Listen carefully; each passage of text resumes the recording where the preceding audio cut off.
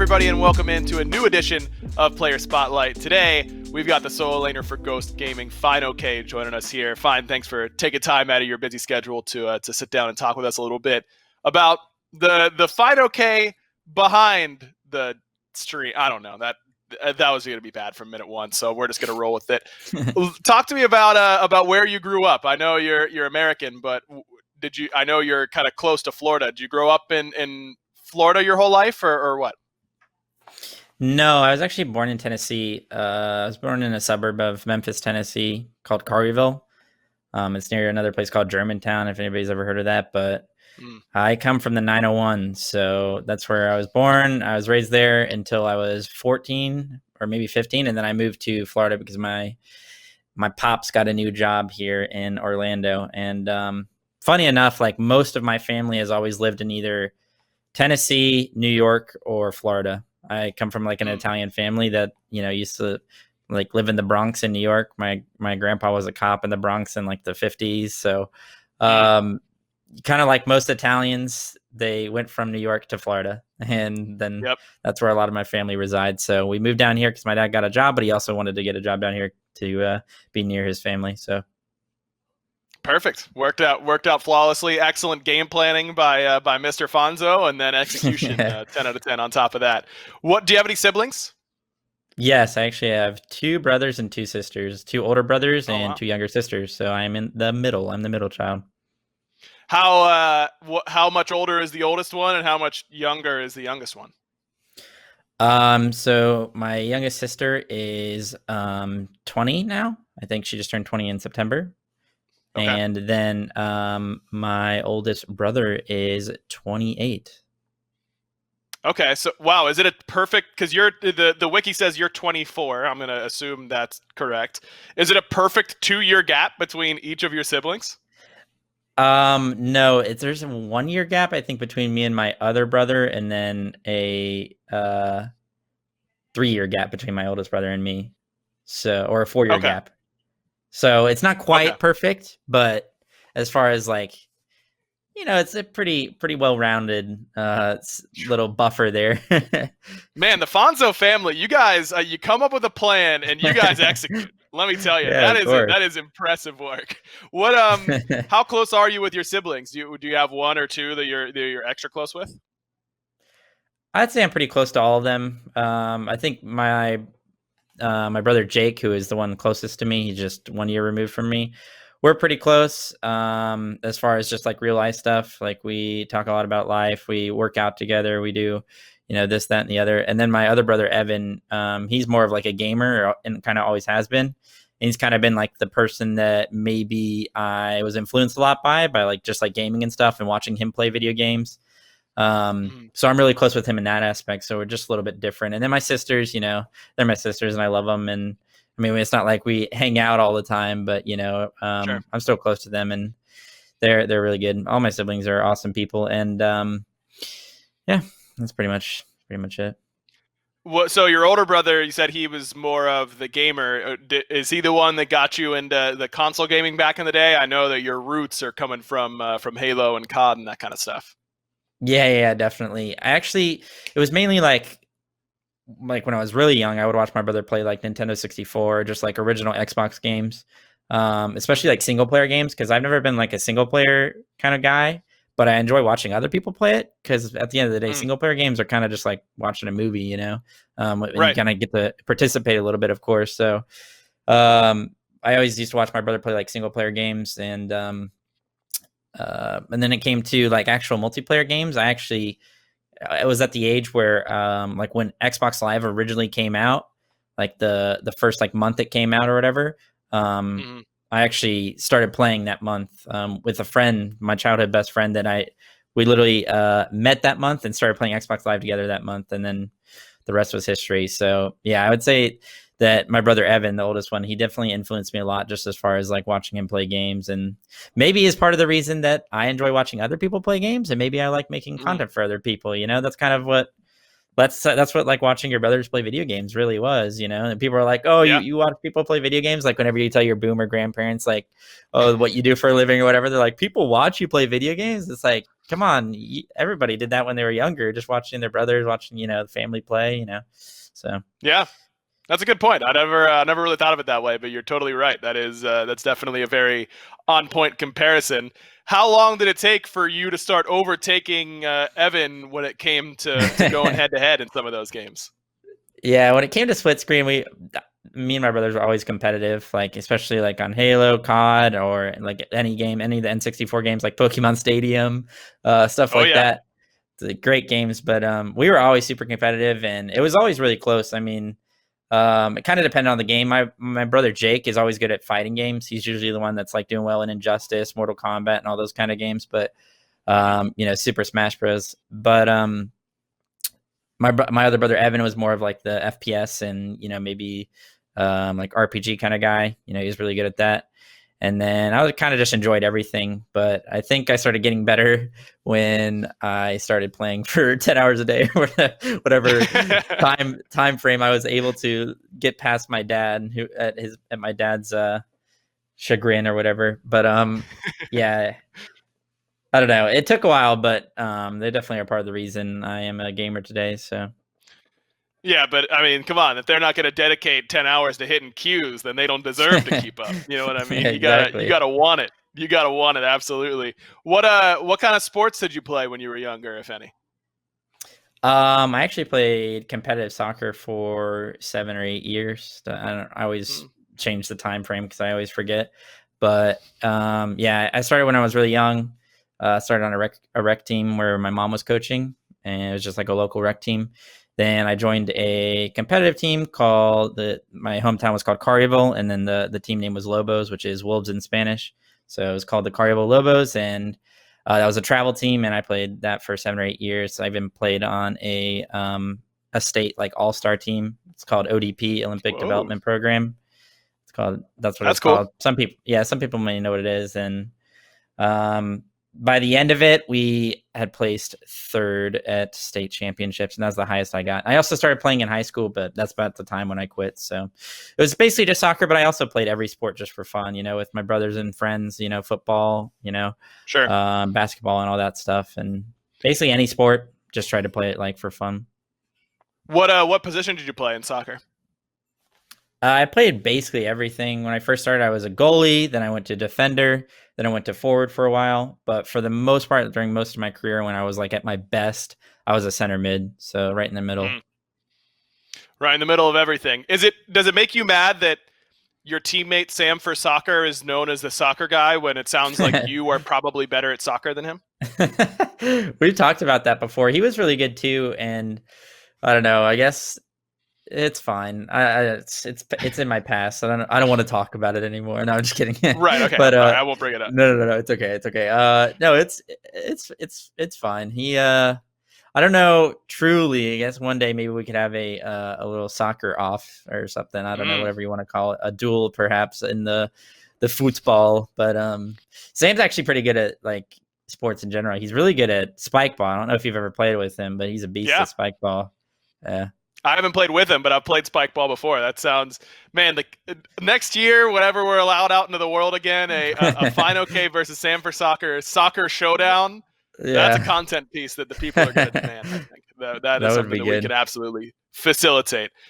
So you stopped playing soccer around high school. Is that when you started taking, those more 10-hour days, more dedicated towards gaming? Is that when you ramped up your gaming time? Yeah, I've actually kind of talked about it before. I think part of the reason I quit soccer was because I was so addicted to just playing whatever game that I was like enjoying at the time, or whatever I was into. But also I kind of just like lost my love for soccer in high school. Didn't really enjoy the coach that I was playing for, and also just I wasn't as committed to like the physical aspect of it and all that. And yeah, it was also exactly the same time I just started like loving gaming. I was a big COD player at the time. Played a lot of game battles, made a lot of YouTube videos, did a lot of like YouTube content as far as like trick shotting, sniping, or just like tryharding and stuff like that. And that's part of the reason that like I love making content for SMITE is that like I've always just been into YouTube and making videos, even before COD or video games. I like just making like skits with my friends when I was like 10 years old or doing like weird stuff. Yep. So it's kind of all transitioned pretty well where get into gaming, I make videos in gaming, get into professional gaming, still make content, and kind of just flowed pretty nicely, I'd say. Who were some of your favorite old COD YouTubers? I was a big D-Treats guy. I loved watching D-Treats' Oh yeah. montages. He was my favorite trick shotter. How about for you? That's a throwback. I got to think about that one for a sec. I mean, I enjoyed everybody. I always enjoyed watching like FaZe Clan, Soar. All the big names were always good content. Mhm. As far as like single people, Toy Soldier is a pretty good one. He used to make some Yep. pretty good montages. There's a sniping team called Raw Sniping that made some insane videos. Dare used to be one of the big ones. Dare Trick Shotting. They were a clan Yep. or a YouTube team, and they were pretty good. I don't know. There are so many, and there's so many good ones, but it's always about like it's hard to remember specific names. There's like certain montages that I love, like the World at War quadtage, which is a quadtage is basically 4 people making a montage together. And it was on World at War, and that's a classic. That one's so good. And basically any COD 4 like montage, any pro mod montage from COD 4. Those are always good as well. Those are called, I think those are called frag movies, but whatever.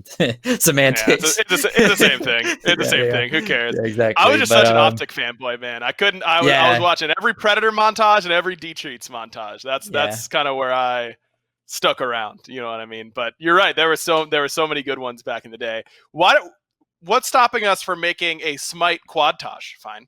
Why don't you and Max, your teammate PandaCat and maybe some other streamers, you just put together a SMITE ranked quadtage? We should get that going. That would be cool. And I've thought about that, like why it doesn't translate as well to like SMITE, like a COD montage. And I think it's 2 things. I think it's one is the editing isn't as like, it's really hard to make it super entertaining with like a rock song, for example. Let's just say, like use a random hard rock song. It's hard to like, It's really easy to do in COD because there's like gun sounds that you can like sync with the song. You can make it flow really well, and it's really entertaining for that reason. And it's also just not as like, I wouldn't say it's obviously it's not cool. You're playing a video game like sniping people, right? Or killing people. Sure. It's not a big deal, but there's something about it that's just not as cool in SMITE to like, I don't know.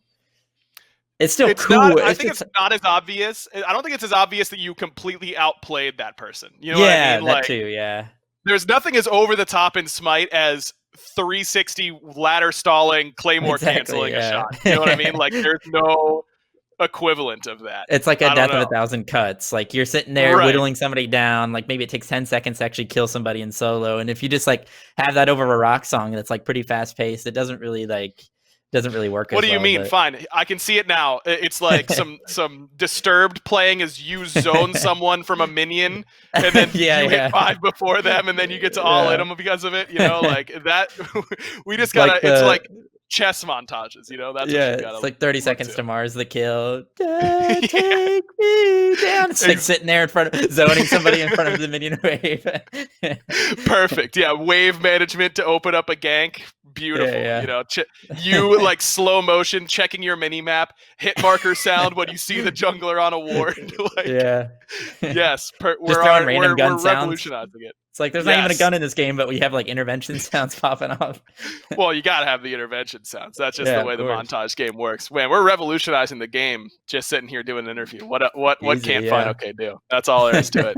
All right, so we got to talk a little bit about SMITE here, not just about Call of Duty montages. Okay. How did you go from console gamer to PC gamer? What was kind of that transition?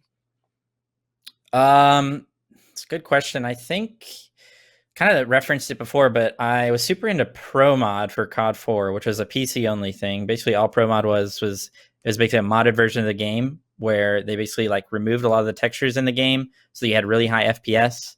And it was just like search and destroy, but there were specific game rules where like you could only have 1 sniper or a scope, it was called. You can only have 1 scope, 2 SMGs, and 2 ARs. And it was just like basically a dumbed down version of the game that made it more competitive with only certain maps to be played. And there were some other cool things about it, but I really got into that. So I started playing PC because of that. And although it was still Call of Duty, Call of Duty really isn't known for being on PC, but that was specifically. And Mm-hmm. then there's also some other games like DayZ. I was a big DayZ mod player. It was a mod for Arma 2, which is this military game simulator, and that was only on PC as well. So I kind of had to invest into like a decent PC to be able to play that, to really get into it. Mm-hmm.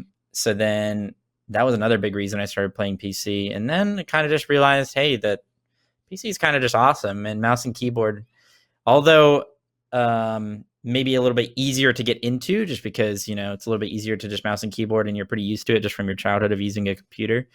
Mm-hmm. The skill ceiling is a lot higher, and you can do so much more on a PC than console, and it just kind of took off from there, to be honest. Yeah, and I think that totally makes sense. How did you find Smite? What was your introduction to Smite? So I actually had never heard about it until a LAN party that I had with some friends. Me and some friends from high school, Bria included. There were some of her friends as well. So mutual friends. We would all just bring our computers over to our friend Tiffany's house, and we'd like try and find games to play. And Tiffany and our friend Nash actually had been playing Smite for a while. They'd probably been playing it for a year or 2 years, basically ever since it came out, and they were really into it. And they showed it to us, and it was at a LAN party where they're like, let's just try it out. And it's obviously a free to play game. You can, there's no barrier to entry. You kind of just make an account and get in there and see if you like it. And I had no idea whether I'd like it or not. I mean, I'm not the biggest, like, when you think about like what Smite is, it's kind of comparable to like maybe like World of Warcraft or like maybe other RPGs, but it's just like a MOBA. Sure. And it's about mythology, and I'm not the biggest like mythology enthusiast. So I was kind of like, I don't know if I'm gonna like this. So I kind of just made my name Fineokay. I was like, this is the first thing I could think of. Let's get in there and see if I like the game. And ever since I started playing it, I've loved it so much. I think it's one of the best games ever. So yeah, even though I didn't think it would be anything, it has definitely become more than I thought it would be that day. Yeah, I was gonna say, did you were you instantly addicted to it? Did you get hooked right away? Yeah, I don't know exactly, but I think so. Maybe it wasn't my first time playing. Like, it's not like I started playing the game and I was like, wow, this is just absolutely amazing. I got to play this game for the rest of my life. I started like watching a little bit of it as well. I started watching like Dry Bear. I watched some of my friends play it that had already played the game, and they were like showing me stuff and explaining stuff. Like, I think Fenrir was released when I first started playing. That was his. Don't make that joke. That was exactly the patch I started on as well. Was Fenrir release? Oh, really? Patch. I thought you were about to make the stupid release Fenrir. No, that joke's not funny and has never been funny and never will be funny. Exactly. No, moving on. So he was released when I first started playing, and my friend Nash was showing me like what his kit did and what he was all about, and like how it's from like Norse mythology and stuff like that. And I just found that really interesting, and the fact that you could play as mythological characters that you may or may not know, or maybe you can learn about. And that was always really cool to me. And I think the more I learned about the game, the more I watched other people play it, I just found it so amazing. And yeah, I think it's really important to like have people show you the game, because I think that just makes it even more interesting and makes you feel even better playing it. Yeah. So when you first did dive in and start playing it a lot yourself, what type of characters did you like to play then? Do you remember your first favorite character or two? I think it was Anubis and Apollo, and maybe that was because they're both start with A, and it was the only thing I could like my attention span could click. I was like, all right, I guess I'll just start with these two. They're at the top. But no, I enjoyed Anubis a lot, and also I think it's pretty easy for like characters like that to be new players' mains, just because they are pretty recognizable. Like Anubis, obviously, most people have heard of Anubis through mythology. He's the dog that sits out in front of like in Egypt and stuff like that. And then Apollo is pretty well known as well. So I was just like, I think with a lot of new players, they're just like, hey, I want to play gods that I recognize. That sounds cool. And that kind of is what happened with me as well. Man, fun. The backstories are getting scary. We started playing on the same patch. Anubis and Apollo were my first two mains. Those were my first two. Anubis was the first god I unlocked with favor. Why didn't I get sick at solo lane, man? What is this? I got cheated out of this. What is that? Whatever, man. I'm not upset about it. It's fine. It's fine. Okay. You start playing the best two gods of the game, Anubis and Apollo, who everyone loves, and only the most handsome people like to play them early on. At what point did you start to feel like, hey, I'm pretty good at this. This is something that I want to keep putting time into? I just like played ranked a lot, and I started getting better and more confident. And then also, um, I also just like was making content and stuff. I started making like YouTube videos. One of the series that I made that actually did kind of well was called "Did You Know?" And I was just like trying to teach people little things about the game, and it actually did it really well. Like I would post it to Reddit, and it would get a lot of views, and a lot of views for me back in the day, which was like 5,000 views, which was pretty insane for like starting a new game and like trying it out. It's a lot of views. And yeah, and I started like learning more and more about the game because I was trying to figure out stuff about the game to like make videos about it. And I was trying stuff out, like I did like weird little series where like Theory Thursdays and stuff like that, where I would try like Amusing Cobb solo or do weird stuff like Kabrak and Jungle, which was kind of weird back in the day. But the more and more I did that, the more I learned, and I felt like I was getting a better grasp of the game. I felt like mechanics were already like, pretty much there. Because I had been a PC gamer for a little bit, and I was just enjoying it a lot and getting better. And I just love the game so much. Like I feel like anybody, not just me, I definitely feel like this for myself because I have the confidence in it. But I think anybody, if they have the right mechanics, like they've been playing games long enough, you could go pro in any game if you love the game enough and put enough time and enough effort and practice and like focus practice and like positivity and just making sure that you're always improving with a healthy mentality. I don't know if you can hear Odin. Sorry, but. A little bit. That's all right. He's a good dog. But if you just have that right mentality and enjoy the game enough, then I think you can be good enough at any game that you want. Yeah, I think that your perseverance is something that really sticks out to me because you played on a lot of teams. Your team history on the wiki is longer than most that we've done here. And you started early. I mean, 2016 Salsa Squadron, it has listed as your first team.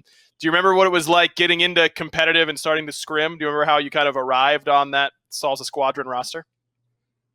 Yeah, so at that point, I was living in my first apartment, still going to community college. And actually, I was going to UCF, so I was going to just university. And I had AT&T internet, which I also have right now. And right now, it's amazing. But back then, it wasn't fiber. And I played on 130 ping every single game, 130 ping, even though I lived in Florida. So it was a bit rough, to say the least. I was scrimming on 130 ping, and it was pretty rough. Honestly, scrimming was always fun because I always enjoyed the teammates I played with. I was big friends with my boy Sheikah. He's a day one, and I love that man. But I always enjoyed scrimming. I think the scariest thing always was playing ranked at that time.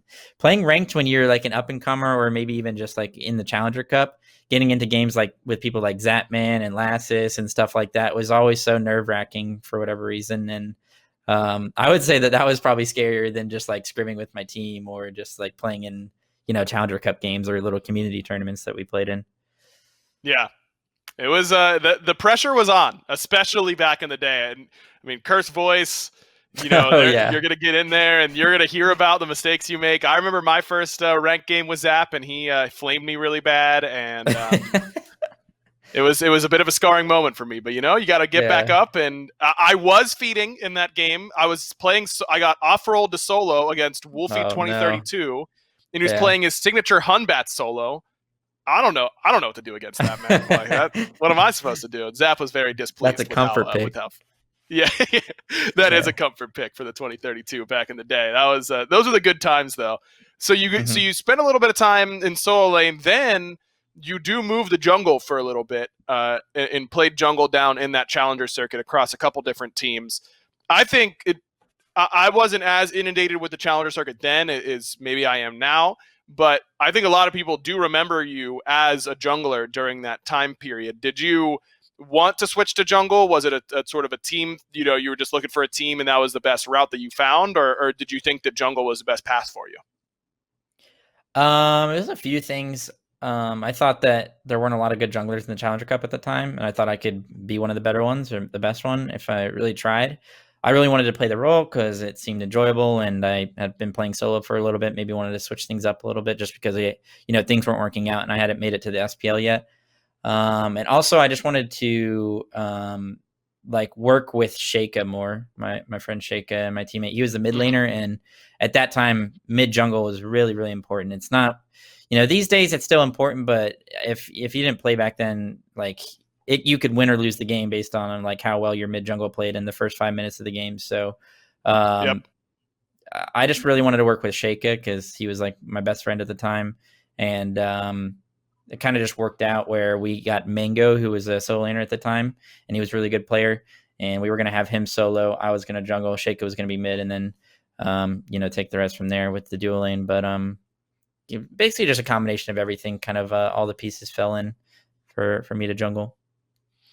But then I don't know if this is correct, but on the wiki it says that your first opportunity again back in solo lane was in the SPL. Was first Soar Gaming. You jumped right back from jungle back to solo. Getting that opportunity to play at the SPL level with a team as strong as Soar was must have been a pretty crazy opportunity for you. Do you remember how that conversation went and what your reaction was? Yeah, so I actually had to go to them. They were in a bit of a pickle because they were in the middle of the split, and Benji left them. He left the team and joined. At the time was it Enemy maybe? I think so. Yeah, and then so they had no solo laner. They didn't know who to get, and I actually messaged Vedium and was like, "Hey, you should let me try out for the spot. See if you guys want me, or see if you think I'm good enough or whatever." And they were like, "Sure, why not?" Because they were in. Honestly, the only reason I got the shot is because they were in a pretty bad spot, just because of how short notice it was and everything. And they had known that I played solo, and I was like, I made a name for myself playing solo in the Challenger Cup. I made done pretty well in like the community tournaments and the Challenger Cup tournaments and stuff like that. So they just gave me the shot, and they were like, why not? And I made the team, and it kind of paid off because they weren't doing too well, and that's part of the reason Benji left. And after I joined, we actually turned it around, and I think placed second or first after being at the bottom when I joined. So yeah, I remember that team doing pretty well, but then you don't stay with that team. They decide to make a roster change. Yeah. Was that how upsetting was that for you? It's a stupid question to ask if it was upsetting. I'm sure it was. How bad was it though? It definitely sucked because at the time I was like, I had gotten into SPL and felt like there's always that hump that you have to get over when it comes to like playing in the Challenger Cup and then finally getting your chance in SPL. And sometimes people get chances and then they don't really don't really amount to much, and then they go back down to the Challenger Cup, or maybe something happens, maybe they move on. But I felt like I had at least proven myself a decent bit. I definitely was not even I was nowhere comparable to where I am today, and I definitely was probably the worst player on the team. But I just felt like I needed more time to grow because I had only played with them for 6 months or whatever. And I mean, looking back and after I watched some of our games with Sam the other day, and I was pretty horrible, right? But I just needed time to grow, and I think it kind of backfired, and it kind of showed that I just needed a little bit more time to grow when I played in the next split and did really well and was one of the better solo laners in my opinion. And it definitely sucked in the moment, but it is what it is, and you got to move on. You got to roll with the punches, and I just joined another Challenger Cup team and kept grinding SMITE because I love the game so much. So, yeah, I mean, there isn't a gap in your history here between all these teams. I mean, it's Monkey Madness and then Space Station and Mighty Storm and Team Cryptic and Noble. I mean, it's team after team just trying to get there, and then really, I think that CLG was the next team that it felt like you were able to really get that full chance to really grow and everything like that. It's so crazy to me that you have gone from a guy who was on CLG that everyone said, we'll see how he does. We're not really sure. It's kind of on that fringe of whether or not they'll be able to stay in the league, to in less than a year, or I guess about a year from that point, you have become now considered one of, if not the best solo laners, and one of, if not the best players in the entire SPL. How validating has that been now that you are where you are now, not just from a player perspective, but from where you are making your content and how successful you've been in that avenue? You've arrived, man. You made it. How good does that feel? It feels amazing. It's an amazing feeling. And obviously, I think it takes a lot of hard work, but I also think it takes a lot of luck and a lot of like people willing to give you the chance and the shot. And I mean, I've always said that like it does, what separates like a really good player from just like a decent player or a good player is a lot of just opportunity. Like I just got given the opportunities to practice against really good players, people who had a lot more experience than me, that were a lot more confident, that just knew the game maybe a little bit better than me. And I learned so much from them. Like I got to scrim against Benji so much, Deathwalker so much last year. I scrimmed against Deathwalker and Benji so much the past 2 years that like it is literally, it's molded me, it's crafted me into this individual that can like take on anybody, right?